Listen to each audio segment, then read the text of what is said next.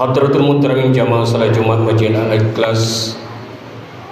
Ya insyaallah mudah-mudahan kita selalu diberikan keikhlasan oleh Allah Subhanahu wa taala dalam mengamalkan, menghidupkan agama di pada akhir zaman ini.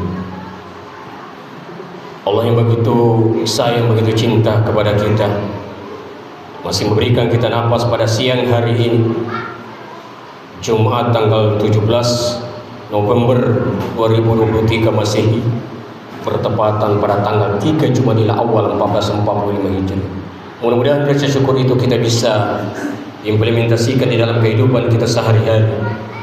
La in syakartum la azidannakum. Yakin dalam firman Allah Subhanahu wa taala, orang yang selalu mensyukuri Allah maka Allah tambahkan nikmat kepadanya. Nikmat bukan hanya berupa uang, materi, namun nikmat yang paling penting adalah hidayah iman. Karena itulah yang menggerakkan diri kita untuk menjalankan kewajiban Jumat kita pada hari yang mulia. Salawat dan terima salam kembali dikirimkan kepada junjungan kita keribaan baginda Rasulullah sallallahu alaihi wasallam biqaulina Allahumma shalli ala sayyidina Muhammad wa ala ali sayyidina Muhammad. Mudah-mudahan kita tetap istiqamah menjalankan sunnahnya sebagai umat yang penuh fasad dan mungkar. Man ya sunnati faqad habbani wa man habbani kana minal jannah. Man ya sunnati falahu innahu ma'ujur syahid. Barang siapa yang menjalankan sunnah Rasul maka ia cinta kepada Rasulullah. Dan barang siapa yang cinta kepada Rasulullah sallallahu alaihi wasallam, insyaallah kelak bersama Rasulullah sallallahu alaihi wasallam di dalam surga Allah atas rahmatnya. Dan ketika mati di dunia, matinya pun insyaallah mati syahid. Mati syahid tidak ada tempatnya selain juga surga Allah Subhanahu wa taala. Hadirin sidang jamaah Jumat yang berbahagia, lewat mimbar yang mulia ini, hati juga kembali mengingatkan wabil khusus kepada pribadi hati sendiri. Mari kita selalu tingkatkan kualitas ketakwaan kita. Karena takwa inilah yang mengantarkan kita untuk menuju perbaikan yang lebih baik. Takwa inilah bekal kita yang paling utama menuju kehadiran Allah Subhanahu wa taala. Takwa hiya imtisalu awamirillah wa ijtinab sirra wa alaniyah.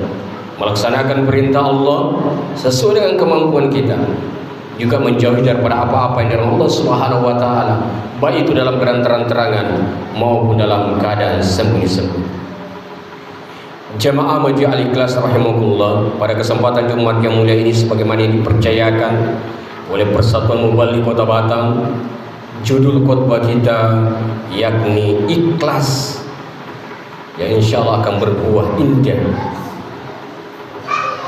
Sesuai dengan nama masjid kita adalah Masjid Al-Ikhlas, masa seyogianya kita selalu bagaimana ikhlas. Apa itu ikhlas? Ikhlas itu adalah sesuatu hal yang kita lakukan karena mengharapkan ridha Allah. Salah satu kejayaan hidup, kebahagiaan yang diraih oleh para sahabat-sahabat Rasulullah sallallahu alaihi wasallam untuk mengamalkan agama dalam 6 sifat itu adalah bagaimana dia selalu ikhlas niat. Ini yang harus betul-betul kita tanamkan dalam diri kita. Ikhlas niatnya itu harus betul-betul lurus. Innamal a'malu binniyat wa innamal likulli imri'in ma nawa. Ketika kita lurus niat, insyaallah nanti hasilnya pun jadi baik daripada amal yang kita kerjakan. Rasulullah sallallahu alaihi wasallam, asbabul urud, sebab turunnya hadis ini adalah ketika Rasulullah hijrah dari Mekah ke Madinah. Maka Allah perintahkan hijrah. Innal ladzina amanu wal ladzina hajaru wa jahadu fi sabilillah ulaika yarju rahmatullah. Karena sesungguhnya orang yang hijrah itu adalah orang-orang yang beriman. Dia pindah daripada keterburukan untuk menuju yang lebih baik. Jihad itu bukan identik dengan perang angkat senjata. Saudara-saudara kita yang di Palestina juga tidak mengharapkan kita untuk angkat senjata, ambil senjatanya untuk sana berperang melawan Israel. Tidak perlu. Niat kita luruskan, ikhlas kita, apa yang pernah kita sumbangkan, harta kita buat Palestina, Itu sudah luar biasa. Dan doa yang paling penting sekali, kita doakan saudara-saudara kita di Palestina, karena dia adalah saudara-saudara kita. Bagaimana memperjuangkan negerinya, negeri para nabi, lahirnya para rasul-rasul Allah Subhanahu wa taala. Jamaah dimuliakan Allah Subhanahu wa taala.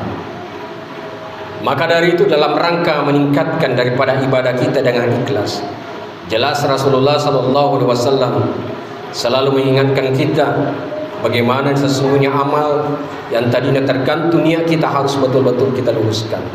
Abdurrahman bin Abdus Salam As-Safuri dalam kitabnya Nusafatul Majlis mengisahkan sebuah petua Sayyid Ma'ruf Al-Karhi, wa kala ma'ruful karhi min amilan tawarruf wa fin najar, yang artinya barang siapa yang beramal supaya dapat pahala, maka ia bagaikan orang yang sedang berdagang.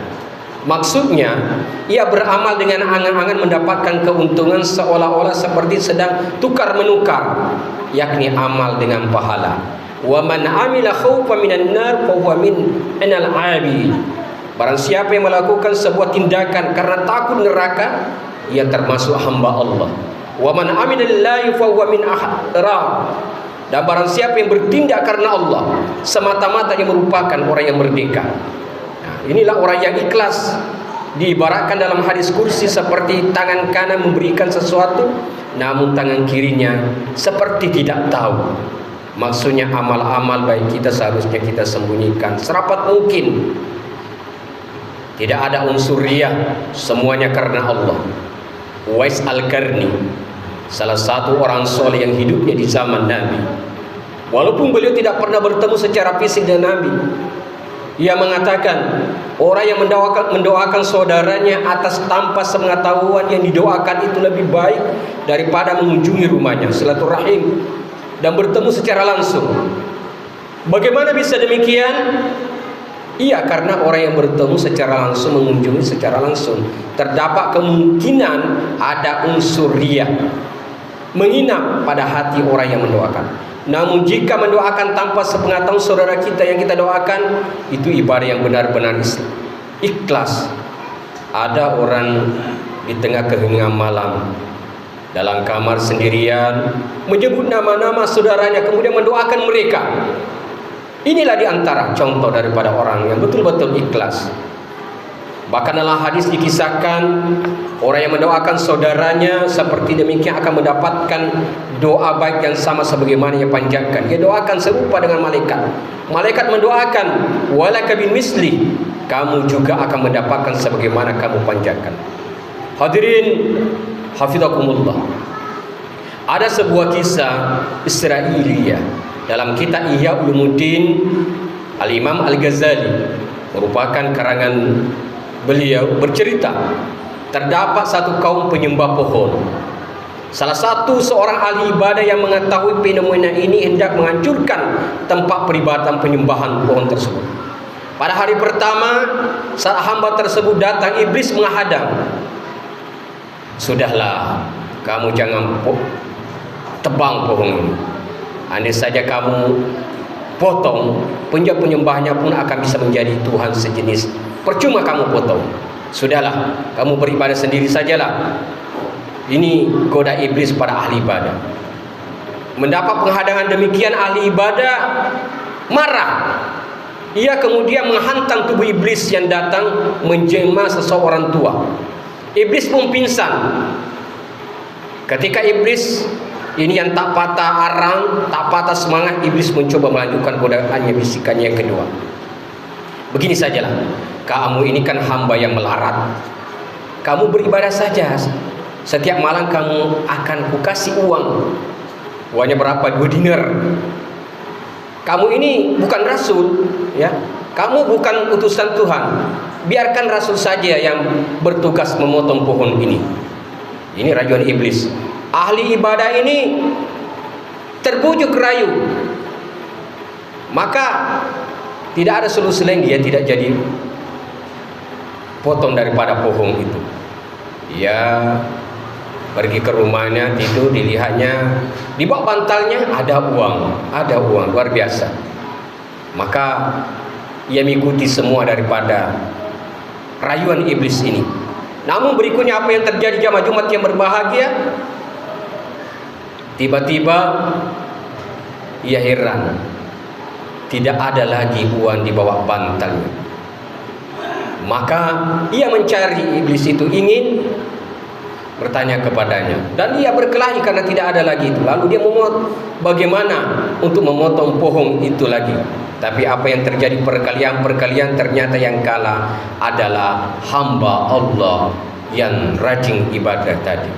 Mengapa? Iblis menjelaskan, iya kamu kalah. Kalah karena kamu, karena uang, karena dunia. Pertamanya kamu menang karena ikhlas karena Allah. Ini semuanya dikalahkan daripada kecintaan kamu kepada dunia. Hadirin dimuliakan Allah Subhanahu wa taala.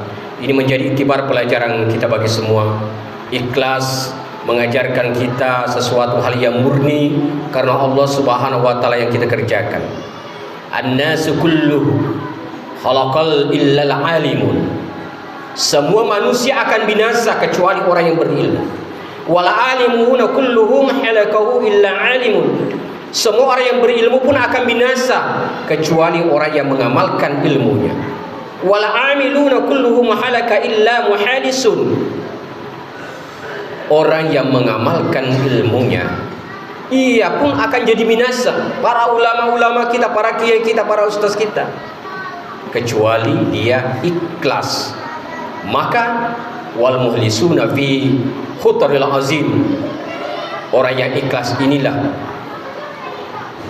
tidak ada kekhawatiran. Inilah jamaah yang paling penting bagi kita, ikhlas wa tajriz yuqassin litaqarrubu ila Allah taala an jami'i syahawati. Ikhlas adalah memurnikan tujuan takarrub. Takarrub artinya kita dekat dengan Allah Subhanahu wa taala dari segala macam yang mencampuri kita jauhkan. Posisi kunci dari setiap apa yang kita kerjakan yang namanya ibadah adalah membutuhkan keikhlasan. Kesimpulannya dalam khotbah yang singkat ini, marilah di dalam kehidupan kita ini untuk bagaimana kita supaya kita jaya mendapatkan kebahagiaan di dunia dan keselamatan di akhirat. Kita hanya contoh dan contoh bagaimana apa yang dilaksanakan oleh para sahabat. Sahabat mencontoh Rasulullah sallallahu alaihi wasallam selalu dalam kehidupannya ikhlasun niat sehingga dia bisa bahagia di dunia dan insyaallah bahagia di akhirat. Dan itu kalau kita bisa contoh, dan kita akan bersama para sahabat dan Rasulullah dalam surganya kelak nanti insyaallah taala birahmatillah wa karamati minal aminin. Barakallahu lakum fil Qur'anil Karim wa nafa'ani wa iyyakum bima fihi minal ayati was-sihhati. Wa taqabbal minni wa minkum tilawatan sami'in alim. Aqulu qawli hadza wa astaghfirullah.